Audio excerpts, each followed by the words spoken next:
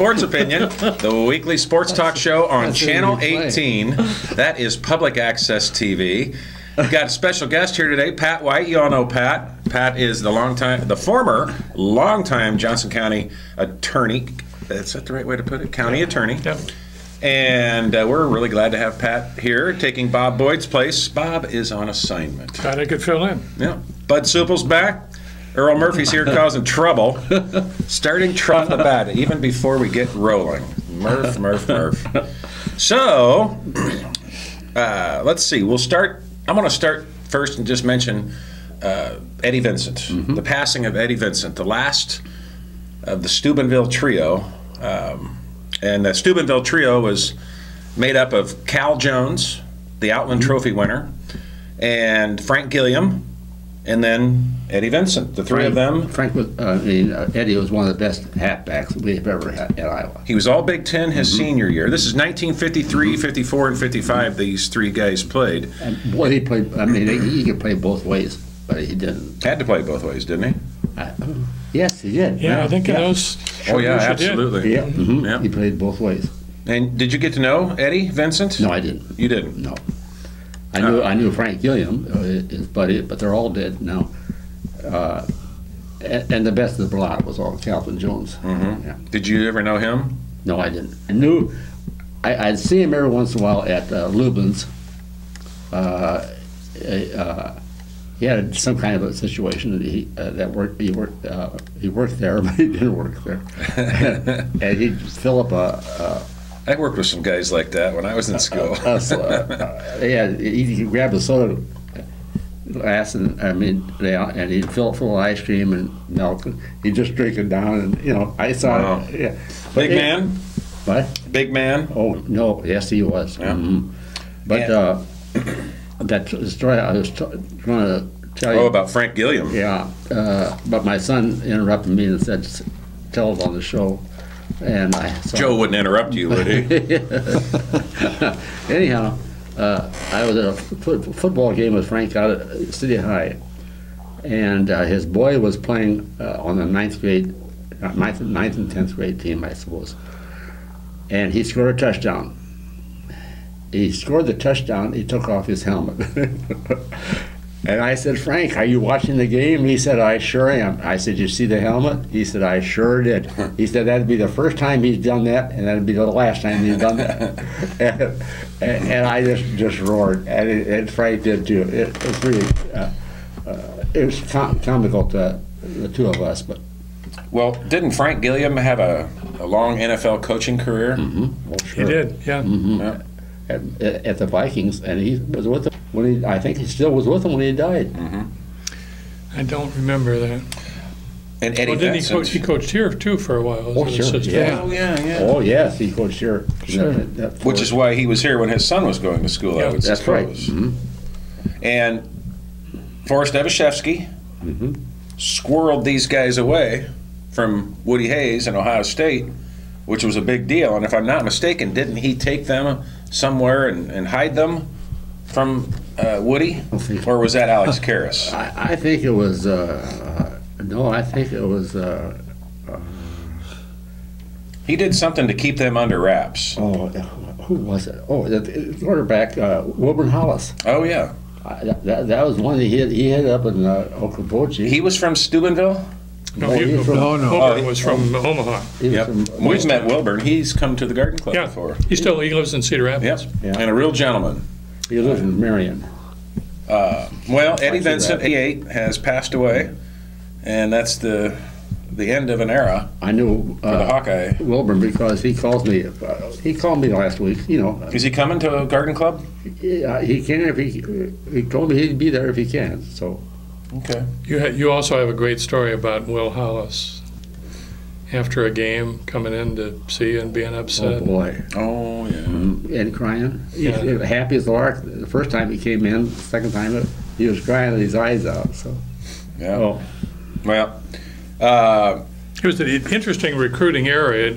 The NCAA letters of intent, the procedures didn't exist at all.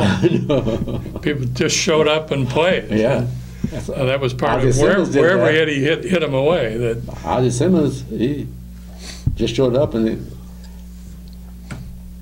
There he was. I think was Ozzie Solomon his coach or not? That was long. I'm not sure of that. That was, a long time ago.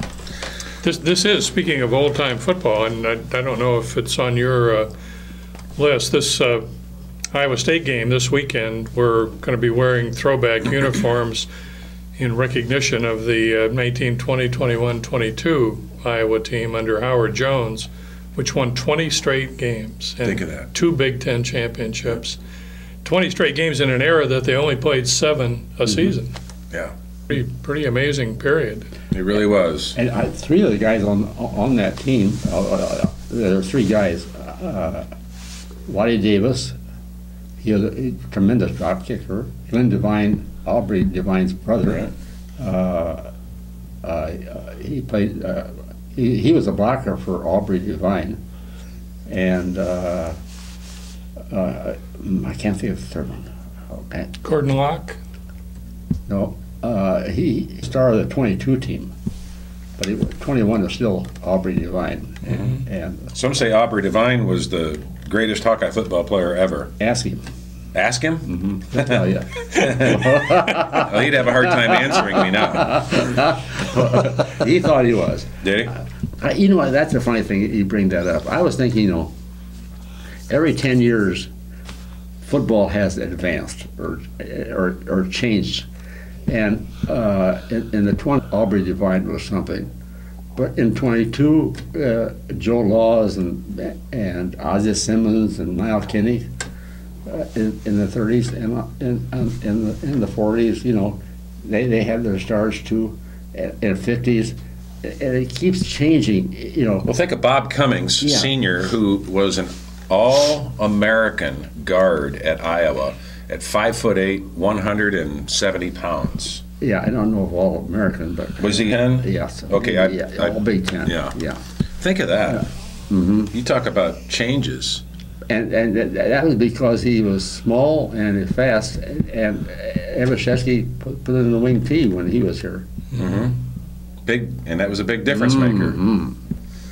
Well, we got a new offensive coordinator for Iowa, and we were hoping to see lots of big differences, but we really didn't against Northern Illinois. I think we did see one very big difference that gets overlooked in the fact that we didn't gain a lot of yards and it was so close, and that is the pace of the offense. Yes. We were at the line of scrimmage ready to go 15, 18 seconds into the clock. Which is what he promised. Greg Davis, new offensive was amazing. A lot of no huddle. And I think in the long run... See, this is where I felt by doing that, which I'm glad they did. I was all that. But it threw us off. Well, because we were out of... Well, the quarterback. You remember all the complaints we used to have about how slow we've been getting the play in? Right. And the delay of game penalties, and that was part of the criticism of Ken O'Keefe. Right. Well, this is a completely different system. Yes, it is. That was noticeable. Does Iowa State also run a quick huddle? Yes, at times they do. I think they do. Sometimes they have a no. I watched their game quick. Yeah. They will just look over to the sideline at the coach. Yeah, that's right. And as they're going right back, no huddle, to the line of scrimmage. It doesn't mean that it'll be a quick snap, because they'll use often most of that play clock, but they're looking over to the sideline and getting the play, much like Illinois used to do under their former. But they'll have that quick snap too. Yep, they will. I watched that the other day, and that's how they got a hustle a couple times because they threw that ball. Well, now, Pat, did you go to the game Saturday at Soldier Field? Did not watch TV. You did, but so tell us about your experience. Well, did you have good seats? Yeah, very good seats. But I really thought that I wasn't disappointed. I would have been if we wouldn't have got that last touchdown. Wasn't that beautiful? Yeah, that was right there. But they're playing us for the run. That's right. For the pass, and we ran. I liked about the whole thing of all the ball games, when it comes down to the nitty gritty, for the last 20 years that we won the big games, it was by our kicking. Yeah. and that kicking proved to me that we got a kicker. We got one. I mean, when he hit that 50-yard one. He did well on kickoffs, too. Yes. Yes. Yes. So, I mean, I was happy in that. And did you think Northern Illinois was a good football team? A lot better thing. Their defense is fantastic. Yes. Their defense is. They got a Chicago boys. Yeah. They look like beasts out there on defense. And another thing I noticed, it's a well-coached team. Mm-hmm. You know, they look like they might have been practicing for 6-7 weeks. I mean, they're well coached. Yeah. Do you think we wore them down? Did Northern Illinois defense get tired in the fourth quarter? I think so. Well, but Did you see that at all? They used 8 defensive linemen. You know, Yeah. I don't think their defensive linemen performed. They seemed pretty fresh. That's right. That's right. I don't know if they got.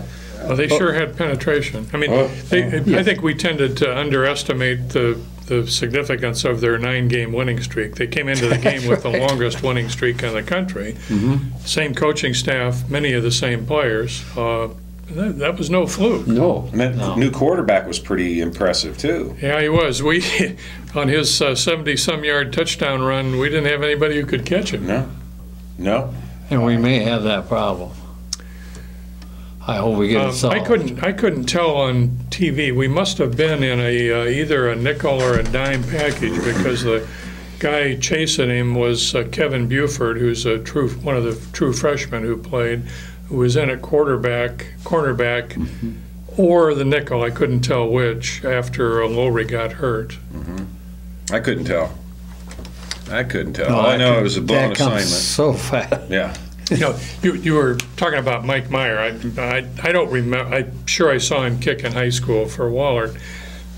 You guys heard this question. I asked Kirk, who spoke at Quarterback Club last Monday. Mike Meyer is the only place kicker I have ever seen at any level, junior high, high school, college, pro, who doesn't kick from 7 yards behind the line of scrimmage. He has the ball placed 8 yards behind the line of scrimmage. And so I asked what the reason for that is, and Kirk said he didn't know.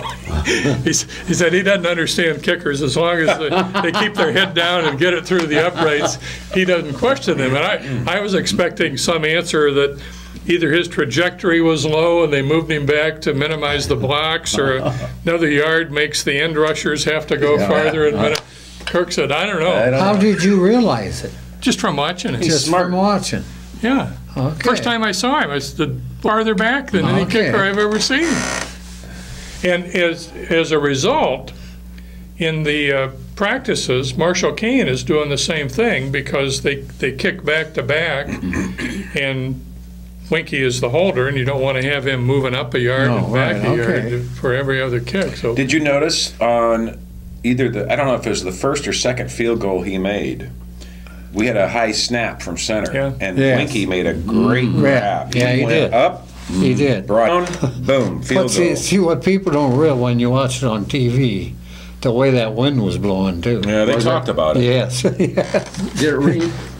Yeah, just started misting about game time, but then it quit. Okay. So it wasn't a heavy rain, but it They missed. talked about the swirl. They said it was swirling down on the well, field. anytime you're on Lake Michigan, it happens that way. Yeah. Yeah. I talked to a friend on the phone. I don't know what your experience was this morning, who was at the game, was complaining about having to pay $40 to park near the stadium and $8.50 for a regular size beer. Yeah. That's what it cost. People were really upset. Now, the guy that I went with had a pass. However, when we got there, they wouldn't let us in until 10:30. We get there about 7:15. Oh. So here's a line of cars. Even into the parking, you couldn't. Not even in the parking. They wouldn't open the parking gate. But yet all these Parmar guys around. So what'd you do? You just. Well, we lined it's up. not as though you can go around the block. No, well, but we lined up, and there was probably 50 cars lined up. You sat there for 3 hours? Well, now wait. Here comes 3 regular policemen in a squad car. Didn't want the cars backing up. No, they didn't want them backing up Lakeshore. because they were going down. They went down this. He must have been a captain. And he told those farmers, "You get those doors open immediately." I bet so that then was a he fun come up and he says, conversation. "Now it's going to take about 5 minutes, but you're going to have to go back out to the highway." and come around this circle, and then they'll let you in. Well, we get down there. Here's Interstate 55, all backed up with cars waiting to get. And I talked to this one policeman afterwards, and he says they wonder why they have traffic jams around here. Because he said they were all there. But Could you tailgate when you got into the oh Hawk yeah, then? and then they were the people inside were really good. I mean, we had a really good spot. Those prices, they should be really, really good. Yeah, see, he bought a pass ahead of time, so I don't know what he paid. I think he might have paid more than that. More than $50. Eh? $60, Wow. I think.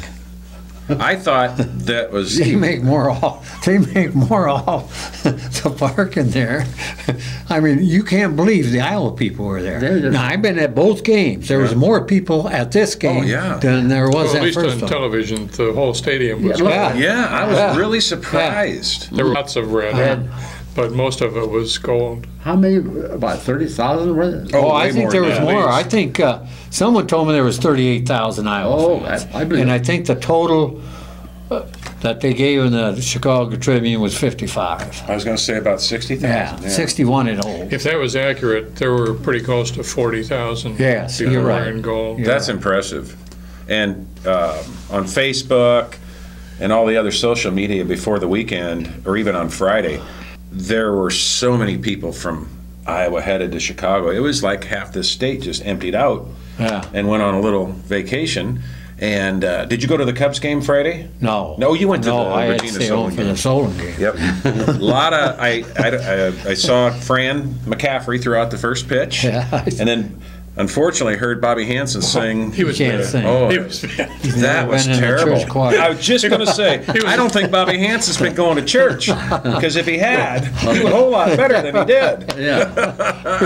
It was nice of him to do it. Yeah. and he handled it very well, but he can't sing it. I listened to him. And the announcers for the Cubs on radio, they couldn't say enough about Iowa. Yeah, they were I heard He says, listen on radio. because the one guy says, maybe we ought to play the last 2 weeks of the season or 2 months of the season and just have it in Iowa City. I mean, they couldn't believe all the fans that had come. And he said we would have had 12, 15 people here today. We turned out having 34,000. They had a real good crowd. It was a real good idea to have Iowa Day there at Wrigley, and Worked out great. it sure did. And Bobby said all the right things on the radio too, Oh, okay. about Iowa, Well, about Fran, about the Hawkeye football team. He seemed well versed. But he's a great ambassador for Iowa because Chicago knows him. Yep. At a Cubs Yeah. game, he's very recognizable. He was a good basketball player. He Oh, was, he's And they tremendous. picked him in Chicago. yeah, and he has some great stories One of to the tell. best Iowa high school players of all time. One of the best Hawkeyes of all time. Yeah. He really is. But now I don't care if they ever go back there. To Wrigley or Soldier? Soldier. Why? Money? Well, But the right. field wasn't good, was it? Huh? The field was terrible. The field was terrible. They had to come out and shut. You know, it just did not look like a professional football field to me. You know, since they remodeled, the field is just not the That's same right. place. Okay. Whoever came up with that design, it's just dumb. Right. Looks like They a took a spaceship or beautiful facility Yep. and dropped this Right. modern plastic-looking thing down inside it. What I did like, and you would have liked this, but down on the floor you set, they had really comfortable chairs all over, about a TV about for 4 of them, and the concession. So if it was cold or rainy, you just go down, sit in one of these and watch it on a big screen TVs. I mean, Really? they're all over, Wow. just all over. You don't miss anything Big time. if you go down to the restroom or anything. Well, But it's hard walking. You know, I'm not that old, but I'm 75 years old, and it was hard getting up the ramps and stuff. that's the way it always was at Soldier, I Yeah, thought. okay. And same at Memorial Stadium in Champaign. Really a pain to the ramps. But the Hawks prevailed 18-17. Thank goodness. Whooped him. thrilling finish. I will admit, when I was back home in Illinois watching it with a couple of good friends I grew up with who were cheering for the Hawks, and when Iowa got the ball back late in the fourth quarter for the last possession at the 25-yard line, and they didn't do anything with the ball the first 2 plays. 3rd down and 8, And I'm just thinking, you got to pass. You know, let's do something here. And he hands the ball off. I thought, oh, Lord. And then boom. What a call that was. It was a call. It was very well blocked by Brandon Sheriff. There you go. Who sealed his man to the inside, That's right. and Fedorowicz who blew his And he was man fast to the enough to go. sideline, opened the hole. And they were coming, they were blitzing on that play. You betcha. That's part of what made it a That's great right. call. It was what I think they call a counter run. The movement of the offensive line is to the right, and they caught Fastest Northern run Illinois I've on a seen little in the day. blitz. I mean, he so just went. he got through that initial block, and he was gone. Oh, He's pretty fast. He really accelerated once he got through Right. that gap. Damon Bullock, we're talking about. He had 150 yards rushing 30 in carries. 30 attempts. He only had 10 in his whole career, And that's and he had 30 Yeah. on Saturday. He's Yeah. going to be good. Kirk was asked in his press conference yesterday if he expected to be able to carry, and he said no, we didn't. That wasn't the game plan at all. We thought they'd be 3 running backs that would share it, and he didn't say it in these words, but the meaning was that he really exceeded even the coach's expectations in terms of durability with 30 carries and 150 yards, a lot of which he got 40 or 50 of those yards in the first series. Yeah. And then we saw, for the first time, I forget his first name, but Weissman, Mark Weissman, the Air Force Academy transfer. I thought he looked great at fullback. Did a nice job. The 2 times he carried, he moved the pile forward once to get a first down, Right. which was a great effort. He actually got some blocks. One of the few times that Mannenberg had adequate protection Right. was Weissman helping him. I mean, that's still Bullock's major weakness is pass blocking. He was the only disappointed quarterback. Vandenberg? Yeah. Yeah. Yeah. I was happy he didn't throw any interceptions, but I No. was not happy with his I think he got happy feet in there. Then there was 2 or 3 that were dropped that should have been caught. Right? Well, now you can't be too unhappy with 2/3 of his throws being completed. He had a better percentage Saturday than he did Yeah. last year. yeah, I'm not But too some of them unhappy. were short. I guess I just expected that we were going to come out with We that didn't, pass throw game. anything. No, I know. Part of it was he didn't have time. And then I'm not too Right. And we sure. played a better team than There you go. That's right. I'd like to see what happens if Northern Illinois played Iowa State.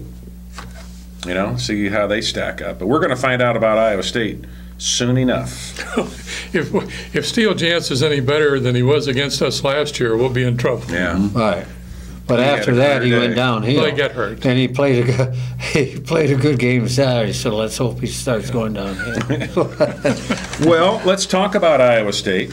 It was 35 years ago this week that the rivalry was renewed after a 43-year lull, and lull's putting it kindly. It was there was a lot of bad blood between the two schools, between the two athletic departments. Iowa State, I guess, repeatedly asked Iowa to play them. And what I've read and learned is that the Iowa athletic director at the time said he wouldn't even return their calls. Didn't want anything to do with them. Well, I don't know about that, but I think the biggest reason was that we'd fill our stadium, and then we go up there, they'd only have 15, it was a 20,000 political people. thing, wasn't it? Well, to some extent it was. And the Iowa legislature got involved, and they Yeah. actually passed a bill saying we had to We play. had to play 'em. Isn't Bill Leichhardt get involved in Yeah, this? yeah, he did. That's where they started. He was in the legislature. Well, You were mentioned Bob Cummings earlier. September 17th, 1977, 12-10, with his son playing quarterback. have you been to my Facebook page to see the video of that game? I have not. It's pretty interesting. I still haven't figured Facebook out. Well, go to my page and you can find the video of it. There's a highlight. Now, let's think back to that week. I've talked to Pat a little bit about it on the phone. It was my first year at Iowa as a student, and I was living in the dorms at Reno. And each night that week leading up to the game, around midnight, somebody would simultaneously pull the fire alarms at both Slater and Reno, which are across the street from one another. And everybody would empty out onto Grand Avenue and have an impromptu pep rally every night. There was so much excitement in the air for this game. And being new to town, being new to campus, it just blew me away. I just had never experienced that kind of fervor for a game. And my grandpa was an Iowa State grad, and I didn't quite understand the bitterness that so many people felt towards Iowa State. But then, it was bitter.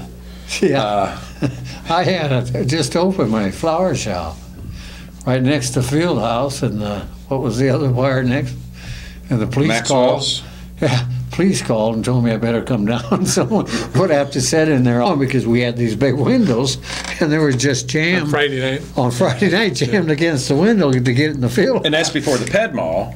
Oh, and yeah. Before Old Capitol Center. Yeah, right.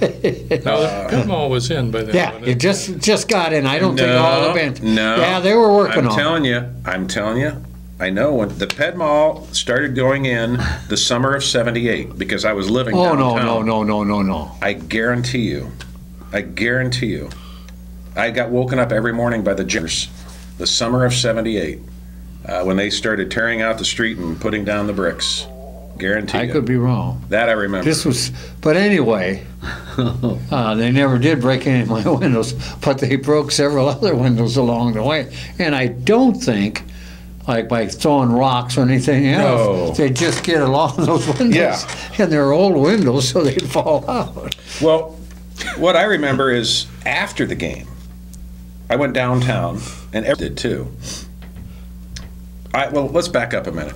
Iowa State was ranked number 19th that year, coming into that really? game. I didn't know that. 19th ranked in the nation. They had a very good team coached by Earl Bruce, and they had a great running back in Dexter Green, little guy. And they had a real good quarterback from the Quad Cities, from Davenport, named Terry Rubley, who was highly recruited. Right. Oklahoma wanted him. I think Nebraska wanted him. And Iowa State landed him. And they came in here heavily favored. And then, day of the game, the teams are going through the pregame warm-up on the field. Iowa State leaves the field just before kickoff, which at the time was kind of unusual. Went into their locker room, and then they came out. And before I tell the rest of that story, you need to remember that ABC TV was here doing the game live. And this was the first time there'd been a live telecast by ABC in Iowa City for a game. They had to build ramps for all the cameras in the stadium. Ara Parsegian and Chris Schenkel and Frank Broyles were the three commentators for the game. And so just before the game, and you guys are old enough to remember how it worked, when the players were introduced to the camera, the starting lineups, they did it. And each player would run up to the camera and say their name and then run off. So here comes Iowa State out of the locker room, running across the field to the camera, which was positioned right in front of the student section. And all of a sudden we realize they've got new jerseys on that say "Beat Iowa" across the chest. And the student section picks up on this. And they're just going crazy. They're throwing apples. They're throwing everything, programs, everything's coming down on the Iowa State players. And then the Iowa players pick up on it, and they get pretty worked up too. And as far as I'm concerned, Earl Bruce, that was a real big mistake on his part to do that. And I think it backfired big time. And another thing we forget about, all the scoring in that game, done in the first half. Everything. No scoring in the second half. 12-10 was the final score. Dennis Mosley had a big touchdown run, and then Iowa State punt return. 69 yards or so. Oh, it was. Okay. I think so. Right at 70. Yeah. Iowa State ran a punt back for a touchdown. Iowa missed the extra point after Mosley's TD. Dave Holdsclaw was the kicker, and he was a straight-on kicker, and he missed horribly.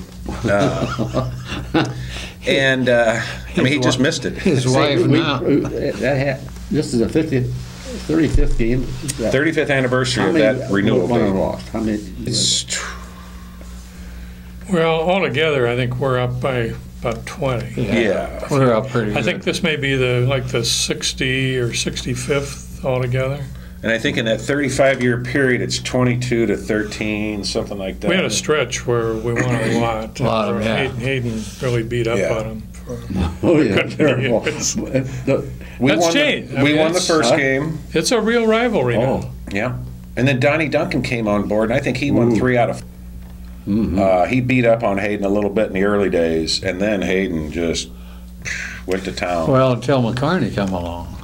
Well. And McCarney took us. What, did McCarney take 3 or 4 from us? But Hayden wasn't here then, was he? Yes. Yes, he was. Was he? Well, not for the 77 game. No. He was on our side then. Yeah. So anyway, late in the game, Iowa State had a chance for a field goal. And they had a more conventional soccer-style kicker who had made one of a pretty good distance earlier. And I think there was probably about 3-4 minutes left in the game, and I still remember how quiet Kinnick Stadium got, because if he makes it, they take the lead by 1 point.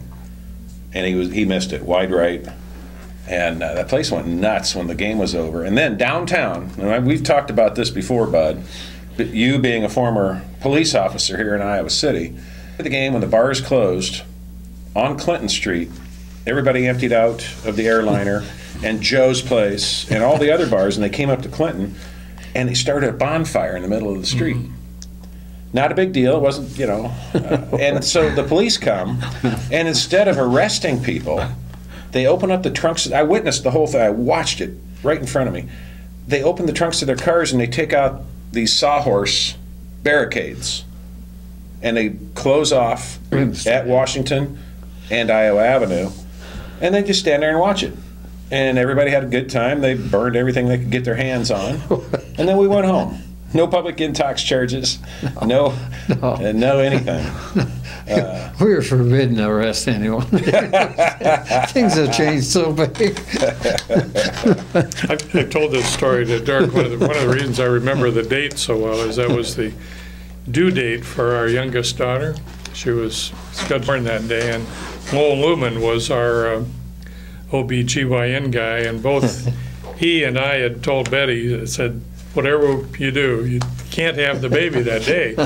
And these were the days before pagers or cell phones, and they used to page doctors over the PA. Oh, yes. So every time they said, Dr. So-and-so, I rose about a foot out of my seat thinking, oh, God, I'm going to miss the rest of the game. But she waited a couple of weeks. She's a good guy. That's something you bring that up. Remember how they used to page doctors all the time? That got stopped. Yeah, right. In 77, the soccer-style kicker wasn't necessarily conventional. No. There were still a lot of straight-on kickers in those days. In fact, the one that Iowa State had was a barefoot soccer-style kicker. And Dave Holtzcott looks so old-fashioned when you look at this video of the game. He's a straight-on kicker. He was a pretty good kicker. I think he was from Clinton. Yes, he was. Yeah. And at one time, he held the record for distance. I don't know if he still does or not. I don't think so anymore. I think Nate Kading's his wife worked for me for a long time. Oh, yeah? She was there while they went to school together, and then they got married here, and she worked for me. Well, he She also was a punted. nervous wreck every time there was a game. He did both. That was just a great atmosphere. The Hawks went on to finish 5-6 that year. Not bad considering everything. John Lazar was the other player who scored a touchdown for the Hawks, and he was just a bull. He did score. Yeah. Did he? Yeah, he did score. He and Mosley had the 2 touchdowns, yeah, and then the Hawkeyes went for a 2-point conversion and failed. Right. Bobby Cummings Jr. was the quarterback. These are the guys I went to school with, and it's really neat to see that old video of them. John Lazar was quite a football player. He was. Iowa. I'd never seen a physical specimen like him when I was walking on campus. He was solid. Golly, was he stout. Tough. Barry Tomasetti. We had another one, Feder, wasn't he from? Somebody else from Tama that was a year older than John Lazar. And I think his name was Feder. Wasn't it? I don't know. Okay. A lot of good. Tom Rusk was a linebacker, tough, gritty kid from Dubuque. Yeah. Jim Arkelpane was a fullback too. I met Rusk at our tailgate party. Uh-huh. Yeah. He was quite a guy. Yeah. He was another one I'd never seen anybody interesting like. how much you remember in terms of date, score, who played 35 years ago. That renewal game was a big deal. Yeah. Yeah, and Bump Elliott is the one that made it happen. Yeah. He made it happen. Without his willingness to go along with it, have occurred Well, they made it a law, though. afterwards. Yeah, I think there was a question they? about whether that Yes. law It was brought really, up anyway. really was going to, whether they had to comply with that. Yeah. See, before that, we used to play some pretty good teams like UCLA and Penn State. Penn State. Before they were a Big USA. Ten member. Yep. UCLA. Those days are gone. Yeah. Although you keep hoping with things like Michigan, Alabama, maybe Yeah, see a well, Minnesota, reversion to they some play Southern preseason. Cal every year. we're still going to play Pittsburgh. We've got them coming back on the schedule. Yep. I'd like to see Arizona off that schedule. If you ever get a chance, go to Pittsburgh. Go to Yeah. that stadium. That is the best setup that I've ever seen, and hope they got a baseball game going at the same Yeah. time. Love to see a game there. It is. It's just beautiful. Heinz around the Field river. and what's the baseball stadium You called? can take a boat to the game, can't you? Yeah. They're right next to each other, and it is beautiful down there. So, big game Saturday, 2:30 on the Big Ten Network. Were you able to watch the game at home? Mm-hmm. You were. Yeah. Where'd you find it? What channel? No, I went to John's house. Okay. I was going to say the wife couldn't get it. No. 178 on MediaCom. Yes. Oh, was it? If you have that. If you have that sure. package. Yeah, I see. We don't have it I here. don't have it either. Well, hopefully we won't have to worry about that too many more times this year.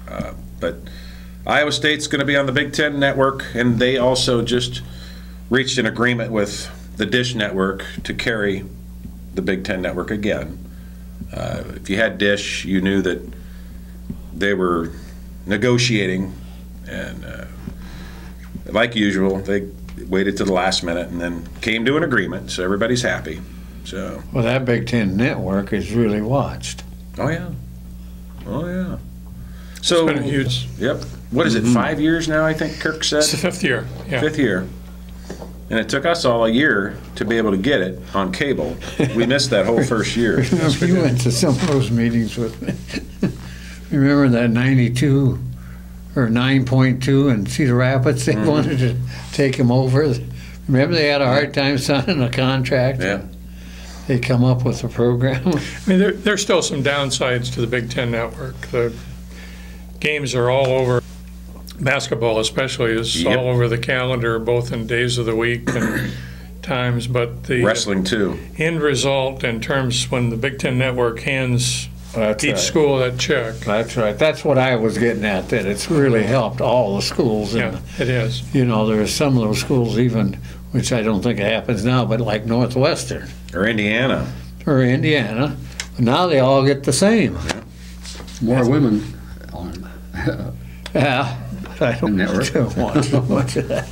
Well, Yeah. I'd like to think it's better for women, but I know. they just bury, I think they bury the women and they bury wrestling. It's so hard to find it. And again, the impact it has on the start times and the dates the games are Yeah. played, I think is just, it's, No, I can't get it's a it down in trade-off. Florida. They don't have it down there. I thought they did. No, you have to call for it, Well, yeah, but you can get it. and then you can get it. I know. Yeah. We should probably talk about high school football for a little bit. I want to hear a little bit about Hawkeye women's basketball before the time is up. But number 1, Regina, just curb stomp number 3, Solon, 31-7 at Regina Friday night. I don't think any of us saw that coming. You know, we tackle better. We block better. You know, I tell you, these coaches, Canales, he has those kids gang tackling. They all go for the ball. Yeah. Yep. They all go for the ball. They're not going to go. And I don't know if you realize, but they shouldn't have had that last touchdown. You were saying. the clock guy forgot to turn the clock on. So they ran Clock they guy ran it forgot to turn the clock off. right. So they ran it in with the, you know, they had Is that the halftime or the end of the game? end of the game. Yeah. End of the game. But then now that's 2 games I watch, and their defense is just like last year. Did you watch the game on TV that night? The Solon Regina game? I did. You Yeah, did? On 9.2, whatever it's called, Yeah. 109. Yeah. And there's Dixon that's running, Riley Dixon. and he's just a junior. Now where he's going to end up. Boy, he's fast. Oh. And he's You see stubby he and got- fast, but he gets down I was under at there. the City High game. I Okay. didn't Oh, see it. good. I want to hear about that. Good. That was just really exciting. And the Solon coach gave heaps of praise to Regina, Yeah. which I really respect. Of course, he used to be at Regina, and Yeah, you would but- expect that right. kind of thing from him. Right. That was 30 in a row. Yep. Yeah. Yep. Was it? Yeah. 30 in the row. 30 wins in a row for Regina. Wouldn't it be nice if they could reel off 15 more and break that Solon record? Yeah. But you know what? What I liked about the whole evening, Regina's cross-country team met Solon's in Solon and ran the ball to the game. Halftime, the soccer team, Solon's and Regina, they kicked for field goals. To see Oh, did who they would really? win, yeah. And Really? then What a great idea. the announcer for Solon did the announcing in the second quarter. How about that? I mean, just look That's relation. classy. Yeah, it's just That's unheard of. Yeah. I've never heard of a That's school right. doing that. Announcer over the public address Yeah. system at the yeah. game. How about and he that? did a real. He's been up there for a long time. He's the banker up there, Oh, yeah. but he is so good. Who? I mean, You know who that is? yeah, I do. I can't draw a blank on the name. If you remember the name of the Solon banker who did the PA work at the game, please call Bud Supla after midnight tonight. I had his phone number. Oh, if he's watching, I'm going to be embarrassed. Well, I talked about earlier, the older we get, the harder it is to remember names. You can see faces, and sometimes we just can't come up with the names. Well, that's pretty classy. I'd like to see that kind of class and sharing, if you will, of sportsmanship develop this weekend at West Branch when Regina goes there. Yeah. West Branch is ranked number 5 in 1A. Regina's ranked number 1, and rightly so, until somebody knocks them off. So that's going to be a humdinger of a game at the Little Rose Bowl. Branch, think of Marv. Hometown boy. Oh, Pat. Oh, We Pat. don't want to get into this. They love him. They love him. Yeah, let's just leave it at that. Stop Marv sometime and ask him. I think, I'll say it, it's sports opinion. I think there's no love lost for some people from West Branch. Think he's a traitor? Yeah, yeah. But they didn't offer him a job. He is a terrific football mind. That's right. Yes, he has. Yeah. Somebody's going to someday talk him into going to college someplace, either on a Division I staff or a head coach at a small school where I think he'll move up. Maybe after the kids are grown. Yeah, see, he's got a boy coming up. No, I understand. And I don't Got think two that of he's them. got 2 others. He likes And his- Iowa City. It works well for and him. his wife just loves Regina. And this where it all started. I can remember when those kids were, Miller was there, and Marv would sit on the hill with his wife, and they'd watch every game. Yeah. And this is when they all, that West Branch people, when those kids got bigger, and she put them all in school there, so. His boy plays center. I mean, quarterback. Quarterback. On the Southport team doesn't. Right, and very, very, very good. A good basketball player, too. Yeah, Really I'd say good better basketball. basketball Yeah. player, and I shouldn't say that. We haven't I'm seen him just play, guessing. really. I have. In football, I mean. No, but he's a lot of varsity basketball, and he's got some moves. He's got some hops. Yeah, that's right. Yep. Marv probably did when he was that age. He could certainly outjump Marv today. Well, that's going to be a big game this Friday night at West Branch. So if you get a chance, come on out to the Little Rose Bowl. Let's hear about City High. Do you know that City High is ranked number 11? Yeah. This is a time of year when college rankings too are really hard to tell how accurate they are until you play other teams a while. And City High lost a tough game the first week of the season up in the Unidome to Cedar Falls, who's ranked first in one poll and third in another, I think. And they've got a couple of Division I players. In fact, Amos Lavella, who Dan Sabers described preseason as the best player in the state, suffered concussion symptoms after a collision with one of those Division I prospects. He ran into their Cedar Falls 6'5", 280-pound offensive lineman and came out the loser in that collision. Did he play Friday night? No. Good. And I'm not sure I understand. There's a new high school rule about how you treat concussions, and I don't know if if he sat out because the rule makes him sit out, or out because he'd still not cleared the medical. The doctor has to release him to play. Well, I'm sure of that. I don't think there's. But I mean, before you didn't have to do that. You had a concussion, yeah. But you have to get a written thing from the doctor. Now you have to set out the rest of that game. Yeah. You can't come back in that game. But how about a second game? Do you have to set out a second game? I don't think so. I don't think so. Well, he didn't play, so. But I'm not sure. As a result, could be wrong on that. His replacements essentially are sophomores at City High. They've got a sophomore running back by the name of Bryson Runge, who gained like 150 yards up at the Unidome against Cedar Falls. Didn't gain as much Friday against Waterloo West, but he started at running back. They've got a backup running back / fullback by the name of Max Morris, who's also a sophomore. And then Xavier Washburn, who's a junior, plays running back and a little fullback, and they all look really good. They've got a really talented receiver by the name of Tony Perry, plays wide out and tight end. The junior quarterback by the name of Mitch Wieland, and a guy by the name of Jake Lair, who's also only a junior, who plays quarterback, tight end, defensive end, linebacker, who's really talented. They've got a kicker who's been kicking out there since he was a freshman. He's now a junior, a little stronger every year. Just kicks the heck out of the ball. Good for Coach Sabers. They play good defense. They're a very young team. And I think they'll be fairly good. They play Waterloo East at home this week. Following week they go to Kingston to play Jefferson.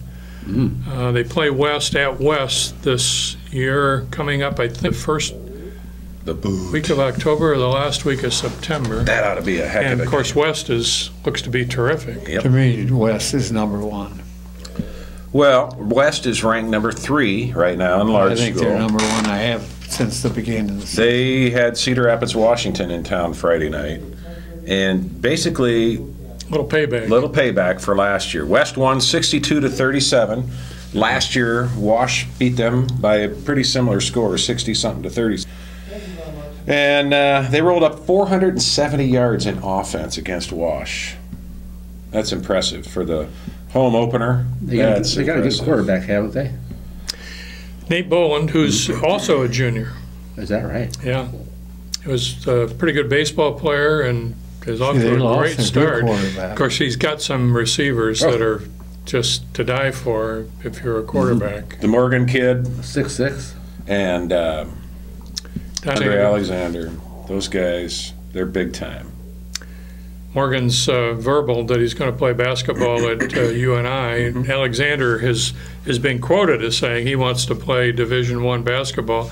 I think his future lies in football. I don't know if he'll come to believe that or not. I mean, I think he's a solid Division I football recruit if he decides he wants to play football. Chris Doyle has a boy on there too, don't he? Yeah, I think he's got several boys there at West. Randy Reiner's son plays for West. Yeah.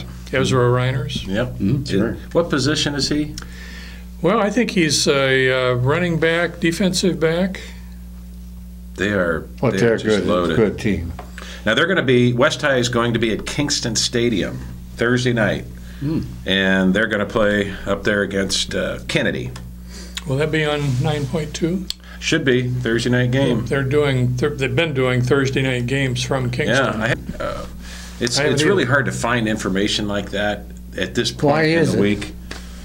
Why do they put it on TV? No, but why can't you get information on it? It's just not I don't out there. understand that. It's not out there readily available. I'm pretty good at searching for that kind of information. It's hard. I'll tell you what. It's hard enough to find high school football results as well as basketball. But you know, when I go to put notes together for our show on Tuesday, at the week it's really hard to find anything. And you can go to the school's websites, and half the time the school's websites are hopelessly outdated, and often the websites are not very up to date either. They're just kind of clunky and slow. You can search in all kinds of places and not come up with any of that information. The best information I find is with the Press Citizen website as far as our local high schools and what's Now, happening. WMT is carrying the Regina game. Are they really? Nobody else, so Oh no, KCJJ is going to be there. they are? Yeah, remember we had. But I think they must have switched it. I don't But think so. I'm not wrong. But evidently, WMT and KXAC are working together this year. They're sister stations. They're owned Yeah, by they're the same company. Both Clear Oh, Channel stations. okay. But, Yeah. but an example of not working together was last week. Yeah. I mean, it made no sense. No, You had that's terrible. 3 radio That's stations just terrible. broadcasting the same That's high right. school football And then there game. was 2 he wouldn't allow in there.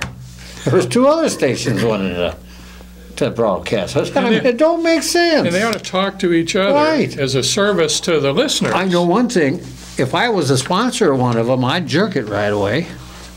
Because you know they're each going to get their little people that listens. Now, it was a big game. There's no denying that. I know, but not that big that you But- have that much coverage. Well, think of it. You had 3 rations.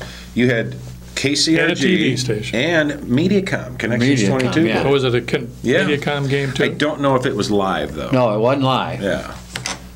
But KCRG was. Yes, So- right.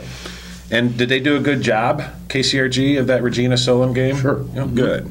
I think they do a nice job. I do too. Oh, they. Good production, I mean, they do as everything. opposed to their news production since they went digital, which is like a grade school effort. It keeps blank air, and it's just horrible. Is it really? Oh, Yeah, they have a lot of issues there, technical issues. But I think they'd iron them out after. I know. They've been that digital for close to a year. It's haven't been a they? year. Yeah, I think it was August a year ago.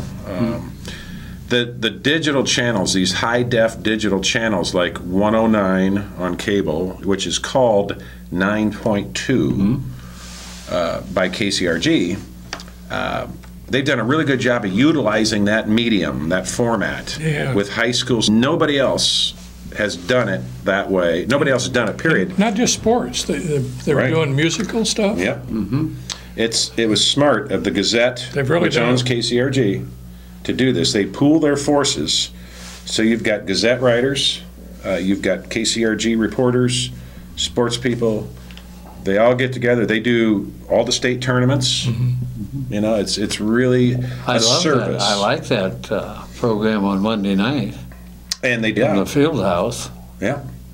Each Monday night, they have a live broadcast Yeah. or telecast from the field house in Cedar Rapids. And who was it? Gary Barta last Monday night, I think. 2 weeks. 2 weeks. Two 2 weeks weeks ago. ago, yeah, they had some guy from Iowa State on there, so I didn't. Oh, they did? Ben Bruns was Yeah, on I didn't Monday. like that Ed too Hinkle bad. the week Yeah, before. click. Not biased, is it? No. All he could remember. Now, there are some Iowa State fans in Cedar Rapids. Oh, I know. All he could remember is the 3 years. Yeah. Good for him. So that's high school sports. Let's talk a little bit about Iowa women's basketball. Here it is, early September, and we got about 5 minutes left to talk Story about about the Iowa women's. walking wounded. Yeah. Well, the big news at the end of last year was that 2 of the players had to give basketball up. Jade Rogers from Cedar Rapids Kennedy, who had had a couple of knee surgeries, just couldn't get back. Basketball I thought she was speed. good. Well, she was very good. Had a great high school career, but her knee just wouldn't work at the Division I level, and she'd had surgery after her freshman year, and rehabilitation just didn't ever bring her back. The advice to her was, Jade, you'd be better off for the rest of your life, assuming you want to walk unaided and lift your children and grandchildren up just to get basketball. Same basic thing, a very different condition happened with Virginia Johnson. Just heartbreaking. She was so talented, and I had predicted, and we'll never know if I was going to be accurate, that she was going to lead the Big Ten in rebounding by the time she was a junior or senior. But she started experiencing concussions, and at least concussion symptoms, and they kept coming back with apparently minor. She went through all sorts of treatment, analysis. Some of her treatment included, even last year, there was a point where she was ordered not to go into the arena to stay out of bright lights. She even went to a specialist in New York to get analyzed, and the end result was the same sort of advice. Virginia, we just can't see anything that we know of to make this go away, and we recommend you give up basketball. So one of the most talented basketball players ever to be. She gives up basketball, but what do you say 2 years down the road that she gets well? She's feeling better, doesn't have the symptoms. Doesn't have symptoms. Can she play then? Well, it's not very likely, because the advice is, since we can't figure out how to cure it, we don't want it to recur. With concussions, it's pretty generally that the next time you get one, it's worse than the last one, and so the absence of concussion symptoms doesn't necessarily mean it's gone away. And once you sit out for a couple of years, you've lost all your conditioning, and you're not very likely to get back to Division I. When she was a freshman, did she make a basket in a state tournament or something? Yeah, she was the one that scored a freshman at City High School basket that won the state championship with a court-length pass. Oh, that's it. That she caught over the head of, I think it was K.K. Armstrong for Cedar Rapids, Washington, and drove in, laid it in to win the game. So bad. Now, speaking of concussions, is it possible that at least women basketball players could wear some kind of headgear to prevent them from occurring in the first place? Or any, men or women, I guess. Well, I suppose it's possible, but at least Virginia's case, they actually think a couple of the jolts that she got that caused a recurrence came not from being hit in the head, but just being hit on the shoulder or the hip, and she got a jolt. Yeah. Smacks that brain around and the had skull enough cap. of a history that it brought the symptoms back. Well, what's the good news for the Iowa women's basketball team? Let me finish with the bad. Jamie Prenty, as you know, went down with an ACL injury. She had surgery and is rehabbing. Didn't play this summer. Got 1 minute. Melissa Dixon showed up during Game Time League wearing a boot with a stress fracture to a leg, so she sat out most of the summer. Morgan Johnson is still struggling with a tendonitis in her knees, and she was time limited. Thiara Taylor, same thing, coming back from her third ACL surgery. 2 of our initial 4 freshman recruits also had knee surgery. Claire Till from Dubuque-Wallert and Nicole Smith from Illinois. They've got a total of 5 recruits coming in. One other roster player is going to have to sit out the whole year with a. Well, we're going to have to carry on this conversation another time, Pat. I'm sorry we ran out of time, but we do appreciate you watching Sports Opinion every night at 7 p.m., every Sunday night at 6 p.m. You can catch it on my Facebook page, and as soon as I teach Pat how to do it, you can watch it on his, too. On behalf of Pat, White, Bud Supel, Earl Murphy, I'm Dirk Keller, thanking you for tuning in to Sports Opinion. And remember this, either you're a Hawk or you're not. Go Hawks, beat Iowa State. Boy,